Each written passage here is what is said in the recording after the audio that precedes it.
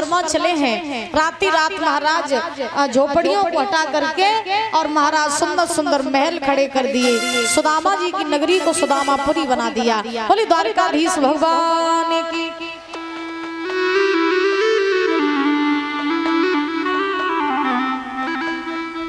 आज 5-6 दिन तक सुदामा जी द्वारका में रुके। रुकने के बाद में सुदामा जी भगवान से विदा मांग करके परीक्षित जी चले हैं और द्वारका अपनी नगरी में आए। देखा कि जहाँ टूटी फूटी झोपड़ियां थी वहाँ सुंदर सुंदर महल खड़े। सुशीला महाराज आई, आरती का थाल सजा के, आभूषण पहने, गहने पहने, महंगी महंगी साड़ियां दासियों के साथ में। बड़ा सुंदर नजारा सुदामा जी देख रहे। बाजी बात नहीं, बड़े बड़े महल, बड़े प्रसन्न वारे कन्हैया, जब भी देता छप्पर फाड़ के ही देता है। ऐसे सुदामा जी ने भगवान की गरीबी को दूर किया। अब देखो, अगर सुदामा जी भगवान के लिए त्याग न करते तो भगवान भी सुदामा की गरीबी दूर नहीं करते। पहले हमें कदम बढ़ाना है, फिर भगवान तो अपने आप ही खिंचे चले जाते हैं। सुदामा अगर वे चना न चबते श्रापित और सुदामा जी कन्हैया को बचावे काजे वे चना न चबे होते, सुदामा के ऊपर गरीबी ना आती। कन्हैया ने सोचा जब मेरे भैया सुदामा ने मेरी गरीबी सब अपने ऊपर ले ली तो हमारा तो हक बनता ही है सुदामा गरीबी दूर करें। इसलिए भगवान ने सुदामा की गरीबी को दूर किया। कहने का अभिप्राय कि अगर हम चलते हैं भगवान के लिए एक कदम तो भगवान हमारे लिए 10 कदम चलने को तैयार होते हैं। लेकिन कदम बढ़ाओ तो अब बढ़ाओगे ही नहीं, अब बैठे बैठे सोचते रहो कि प्रभु हमें दम वालों बनाए दे। तो जब तक तुम भगवान के लिए कुछ त्याग नहीं करोगे तब तक प्रभु भी आपको कुछ देंगे नहीं। बोलो राधे राधे, जोर से बोलो। इस प्रकार से भगवान ने सुदामा की गरीबी दूर की है। सुदामा जी अपने नगर में रहने लगे। परीक्षित जी महाराज को सुखदेव भगवान ने सप्ताहिक कथा सुनाई। कहा तुम अपने घर जाओ, कथा पूर्ण विराम हो गई है। उसके बाद परीक्षित जी महाराज सुखदेव भगवान को प्रणाम करके, भागवत जी को प्रणाम करके हस्तिनापुर में आए हैं। अपने पुत्र जन्मेजय का राज्य तिलक कराया और परीक्षित तक्षक के आने की राह देखने लगे। 7 दिन जब कथा के पूरे हुए तो तक्षक ये फूल का रूप बना करके चला। इधर आ जाओ परीक्षित जी।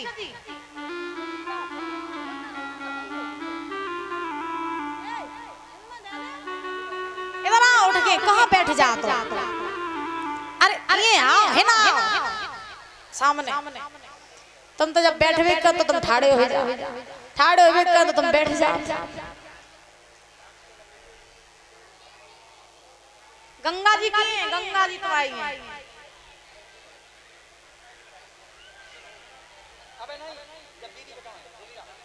ये ठाड़े देख ले सारी सराजन को समझे नमदिन को मरैया हो तच्छकाय रो दसवे गाज देख ले नाती पंती को लड़कन बच्चन को। हाँ चले जाओ, टिकट कटवाई वाली है जमानो अंतिम पड़ाव पे हो तुम। देख ले निहाल ले सबे नंबर में लगी चली जाए के देख नहीं पाऊ। समझे ने हमने देख लियो अपने समझी को जाए रही समझी। बोलो परीक्षित लाल की। आज तक्षक जो है वो फूल का रूप बना करके चला और जैसे ही चला है तैसे ही महाराज परीक्षित जी के पास में फूल बन के पहुंचा। परीक्षित जी ने फूल समझ के उठाया, नाक से लगाया और जैसे ही नाक से लगाया तैसे ही तक्षक ने परीक्षित के नाक में डस लिया। नाक से लगाओ पीछे फेंक दो, नाक से लगाओ पीछे फेंक दो। अब जाओ यहाँ से चले जाओ, घूमे आओ।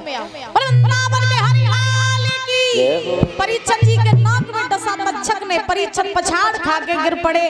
हुआ क्या? खाए राजा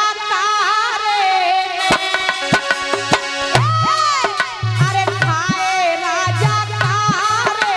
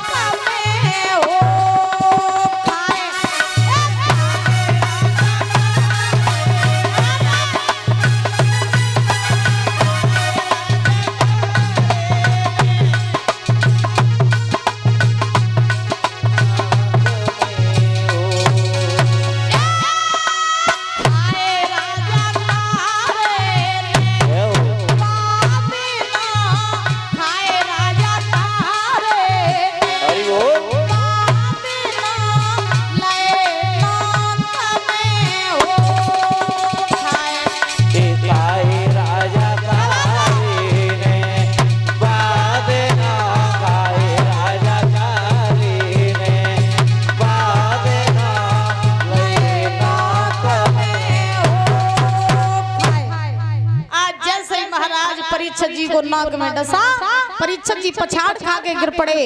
भगवान के विमान आए, भगवान के दूत आए और महाराज उन्होंने परीक्षित लाल को अपने विमानों में बैठाया, वैकुंठ धाम को लेके चले गए। बोली परीक्षित लाल की, सुखदेव भगवान की, श्रीमद् भागवत महापुराण की।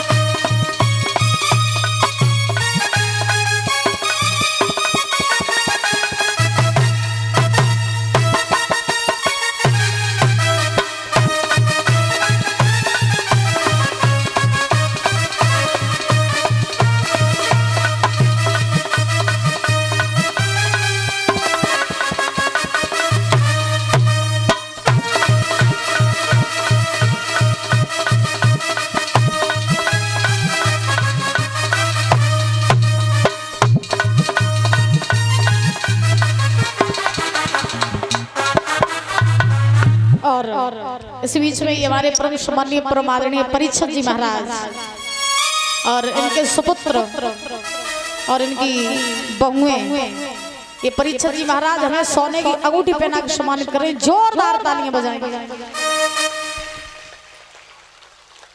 बहुत बहुत धन्यवाद है। कामना यही करेंगे कि हे ठाकुर जी महाराज, हे राधा रानी सरकार, जब तक गंगा यमुना में जल बना रहे, जब तक चांद तारे रहे, पृथ्वी आकाश रहे, तब तक हमारे परीक्षित जी महाराज, इनका परिवार, इनके रिश्तेदार सब ऐसे ही हंसते मुस्कुराते और अमर बने रहेंगे। जोरदार तालियां बजाएंगे। बहुत सम्मान किया और किसी चीज की कोई कमी नहीं होने दी और 7 दिन ये कब निकल गए पता ही नहीं चला। हम तो भगवान से यही कामना करेंगे कि हे प्रभु,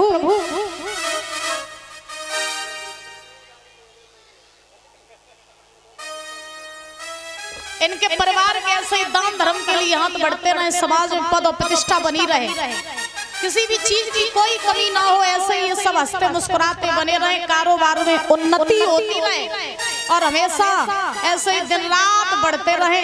यही ठाकुर जी से, भागवत जी से मेरी कामना है। बोलो वृंदावन बिहारी लाल की।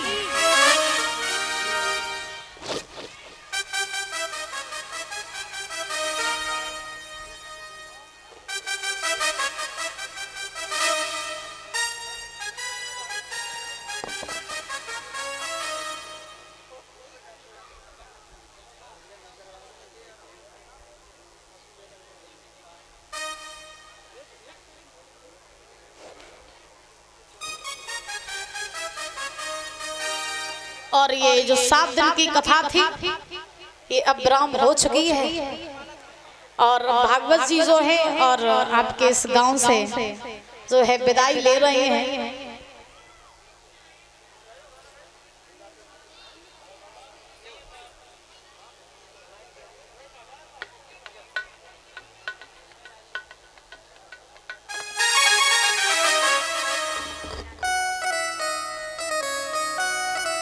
बहुत बहुत धन्यवाद है। और 7 दिन की कथा आप लोगों ने सुनी, अपना कीमती समय निकाल करके आप लोग यहाँ तक आए, इतनी घनघोर वर्षा भी हुई फिर भी आप लोग डटे रहे पंडाल में।